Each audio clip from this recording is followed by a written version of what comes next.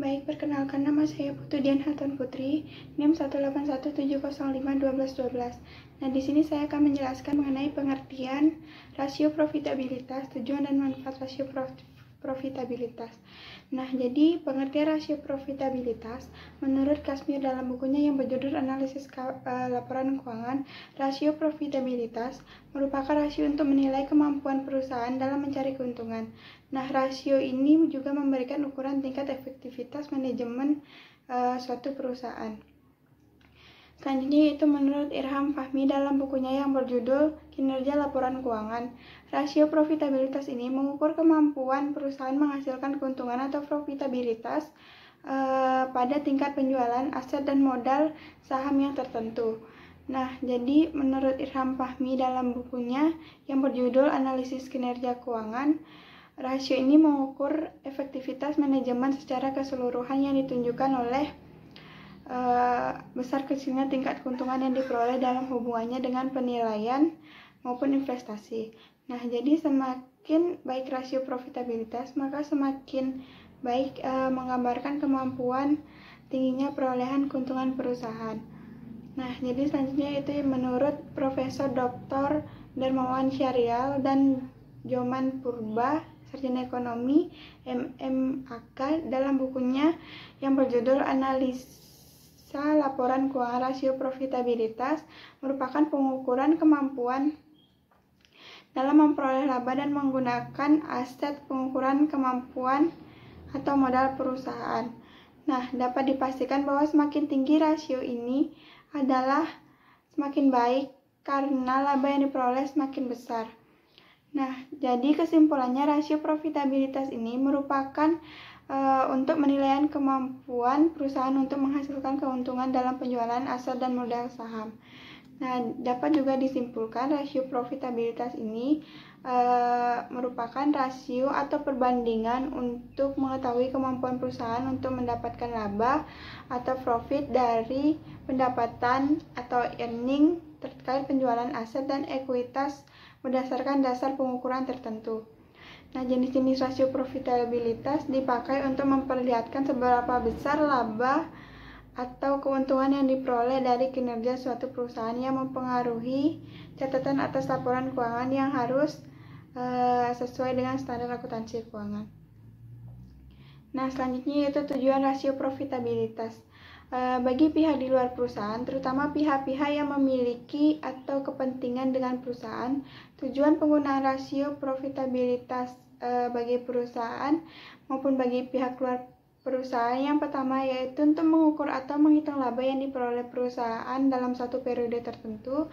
Yang kedua yaitu untuk menilai posisi laba perusahaan tahun sebelumnya dengan tahun sekarang. Yang ketiga untuk menilai perkembangan laba dari waktu ke waktu. Untuk menilai besarnya laba bersih sesudah pajak dengan modal sendiri. Selanjutnya untuk mengukur produktivitas seluruh dana perusahaan yang digunakan, baik modal pinjaman maupun modal sendiri. Nah, yang terakhir yaitu untuk mengukur produktivitas dari seluruh dana perusahaan yang digunakan baik modal sendiri. Selanjutnya yaitu manfaat rasio profitabilitas. Manfaat yang diperoleh dari pihak perusahaan, terutama pihak-pihak yang memiliki hubungan atau kepentingan dengan perusahaan. Manfaat penggunaan rasio profitabilitas adalah yang pertama yaitu mengetahui besarnya tingkat laba yang diperoleh perusahaan dalam satu periode. Yang kedua yaitu mengetahui posisi laba perusahaan tahun sebelumnya dengan tahun sekarang. Yang ketiga yaitu mengetahui perkembangan laba dari waktu ke waktu. Yang keempat mengetahui besarnya laba bersih sesudah pajak dengan modal sendiri. Dan yang terakhir yaitu mengetahui produktivitas dari seluruh dana perusahaan yang digunakan baik modal pinjaman maupun modal sendiri. Baik, sekian materi yang saya dapat sampaikan. Saya kembalikan ke moderator. Terima kasih. Baik, terima kasih atas kesempatannya. Perkenalkan, nama saya Nicuning Putri Ayu, NIM 1817051016. Di sini saya sebagai penyaji kedua akan menjelaskan mengenai jenis-jenis rasio profitabilitas. Yang pertama yaitu hasil pengembalian atas aset ya, atau return on asset. di mana hasil rasio ini menunjukkan seberapa besar kontribusi aset dalam menciptakan laba bersih. Semakin tinggi hasil pengembalian atas aset, maka semakin tinggi juga laba bersih yang dihasilkan dari setiap rupiah dana yang tertanam dalam total aset. Begitu juga sebaliknya, semakin rendah hasil pengendalian atas aset, maka semakin rendah juga jumlah laba bersih yang dihasilkan dari setiap rupiah dana yang tertanam dalam total aset. Adapun rumus yang digunakan untuk menghitung hasil pengembalian atas aset, yaitu hasil pengembalian atas aset sama dengan laba bersih per total aset. Yang kedua yaitu hasil pengembalian atas ekuitas atau return on equity. Hasil pengembalian atas ekuitas merupakan rasio yang terpenting karena merupakan rasio yang mampu menunjukkan keuntungan yang sebenarnya dari investasi yang dilakukan. Salah satu komponen dari ekuitas merupakan modal saham yang merupakan nilai yang mewakili kepemilikan investor. Adapun rumus yang digunakan untuk menghitung hasil pengembalian atas ekuitas ini, yaitu hasil pengembalian atas ekuitas sama dengan laba bersih per total ekuitas. Yang ketiga yaitu margin laba kotor atau gross profit margin. Margin laba kotor ini merupakan rasio yang digunakan untuk mengukur besarnya persentase laba kotor atas penjualan bersih. Rasio ini dihitung dengan membagi laba kotor terhadap penjualan bersih. Laba kotor sendiri dihitung sebagai hasil pengurangan antara penjualan bersih dengan harga pokok penjualan. Semakin tinggi margin laba kotor, maka semakin tinggi juga laba kotor yang dihasilkan dari penjualan bersih. Maka sebaliknya, semakin rendah margin laba kotor, maka semakin rendah laba kotor yang dihasilkan dari penjualan bersih. Hal ini dikarenakan rendahnya harga jual dan atau tingginya harga pokok penjualan. Adapun rumus yang digunakan untuk menghitung margin laba kotor, yaitu margin laba kotor sama dengan laba kotor per penjualan bersih. Sekian pemaparan materi dari saya. Akhir kata saya ucapkan terima kasih. Perkenalkan, nama saya Agung Dianggreni dengan NIM 1307. Di sini saya akan melanjutkan menjelaskan materi dari penyaji sebelumnya. Sini saya akan menjelaskan tentang margin laba operasional. Margin laba operasional merupakan rasio yang digunakan untuk mengukur besarnya persentase laba operasional atas penjualan bersih. Rasio ini dihitung dengan membagi laba operasional terhadap penjualan bersih. Laba operasional ini dihitung sebagai hasil pengurangan antara laba kotor dengan beban operasional. Semakin tinggi margin laba operasional, maka semakin tinggi juga laba operasional yang dihasilkan dari penjualan bersih. Hal ini karena tingginya laba kotor dan atau rendahnya beban operasional. Begitu sebaliknya, semakin rendah margin laba operasional, maka semakin rendah pula laba operasional yang dihasilkan dari penjualan bersih. Hal ini disebabkan karena rendahnya laba kotor dan atau tingginya beban operasional. Adapun rumus untuk menghitung margin laba operasional yaitu margin laba operasional sama dengan laba operasional dibagi penjualan bersih. Selanjutnya ada margin laba bersih. Margin laba bersih merupakan rasio yang digunakan untuk mengukur besarnya persentase laba bersih atas penjualan bersih. Adapun rumus untuk menghitung margin laba bersih yaitu margin laba bersih sama dengan laba bersih dibagi penjualan. Penjualan yang dimaksud adalah penjualan bersih atau bisa disebut dengan pendapatan. Sedangkan laba bersih adalah laba yang telah dikurangi HPP atau cost, depresiasi, amortisasi, bunga, dan baik. Untuk materi selanjutnya saya akan menjelaskan tentang hasil perhitungan, yaitu yang pertama ada gross profit margin dari PT Dinoco pada tahun 2018 sebesar 44,47%, yang merupakan pencapaian yang sangat baik karena laba kotor perusahaan hampir mencapai setengah dari penerimaan penjualan. Gross profit margin pada tahun 2018 mengalami peningkatan sebesar 7,53% dari 37,23% pada 2017. Kenaikan gross profit margin pada tahun 2018 tersebut disebabkan oleh kenaikan penerimaan penjualan sebesar 7,9% pada tahun 2017 seiring dengan penurunannya harga pokok penjualan sebesar 5,76% pada periode yang sama. Gross profit margin PT Dinoko tahun 2018 sebesar 44,47%, lebih besar daripada GPM 2017 yang hanya sebesar 37,23% dan juga lebih besar daripada standar gross profit margin rata-rata industri 2018 sebesar 40%. Baik, sekian pemaparan materi yang dapat saya sampaikan. Perkenalkan, nama saya Nagolisasi Febriani dengan NIM belakang 1306. Baik, di sini saya akan melanjutkan presentasi dari teman saya, yaitu mengenai hasil pengukuran dari rasio profitabilitas, yaitu hasil pengukuran mengenai Operation Profit Margin atau disingkat dengan OPM, yang didapatkan dari rumus laba operasi dibagi dengan penerimaan penjualan.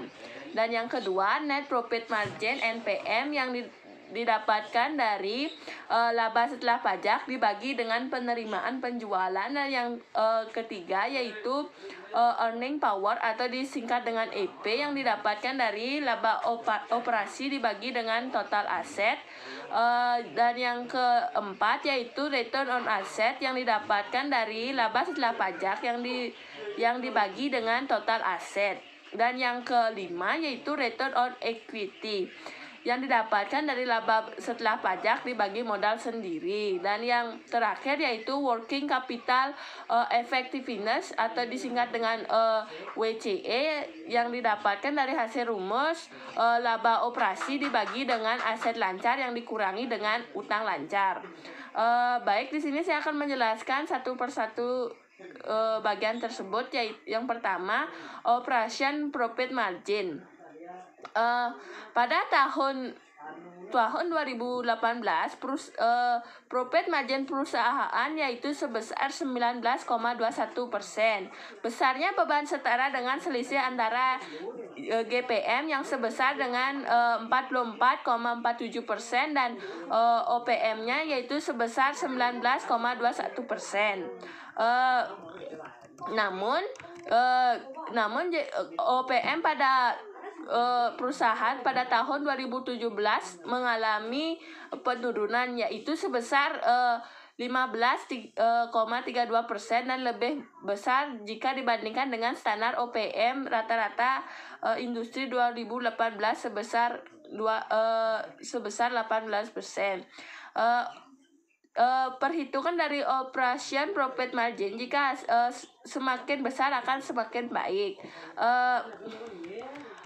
Yang kedua yaitu Net Profit Margin. Pada perusahaan pada tahun 2018 yaitu sebesar 11,92%, merupakan hasil pengurangan OPM dengan proporsi beban bunga terhadap hasil penjualan yaitu sebesar 3,31% dan proporsi beban pajak terhadap penjualan yaitu sebesar 3,97%. Net Profit Margin 2018 ini lebih besar dari Net Profit Margin pada tahun 2017 yang hanya sebesar 9,26% dan lebih besar dibandingkan dengan standar Net Profit Margin industri rata-rata 2018 sebesar 10%. Yang ketiga yaitu Earning Power. Power perusahaan pada tahun 2018 sebesar 52,73%, lebih besar dari Earning Power pada tahun 2017 yang hanya sebesar 52,73%. Dan lebih besar dibandingkan dengan standar Earning Power pada rata-rata industri 2018 sebesar 40%. Yang keempat yaitu Return Asset pada tahun 2018 sebesar 32,73%, menunjukkan kinerja perusahaan yang baik karena mengalami peningkatan dari 28,91% pada tahun sebelumnya dan berada di atas standar return on asset rata-rata industri yang sebesar 26% pada periode yang sama.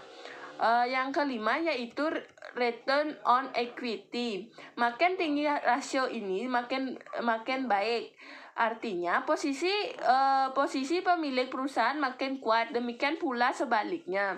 Rasio ini merupakan ukuran profitabilitas dari sudut pandang pemegang saham dan merupakan alat yang paling sering digunakan investor dalam pengambilan keputusan investasi. Pada tahun 2018 return on equity-nya yaitu sebesar 48,65%, menunjukkan bahwa tingkat keuntungan bersih yang dicapai pada tahun tersebut dalam operasi perusahaan hampir setengah dari jumlah ekuitas perusahaan. ROE 2018 sebesar 48,65 ini lebih besar dari return on equity pada tahun 2017 yang hanya sebesar 47,37% dan lebih besar dibandingkan dengan standar ROE rata-rata industri 2018 yaitu sebesar 38%. Dan yang terakhir yaitu working capital effectiveness pada tahun 2018 sebesar 389,05%, menunjukkan tingkat efektivitas perusahaan dalam menghasilkan laba operasi sebesar 3,89 kali ini dari jumlah modal kerja bersihnya. WCE 2018 tersebut lebih besar dari WCE 2017 yang itu hanya sebesar 27,3,76% dan lebih besar dibandingkan dengan standar WCE rata-rata industri 2018 yaitu hanya sebesar 25,6%. Baik, sekian presentasi dari saya.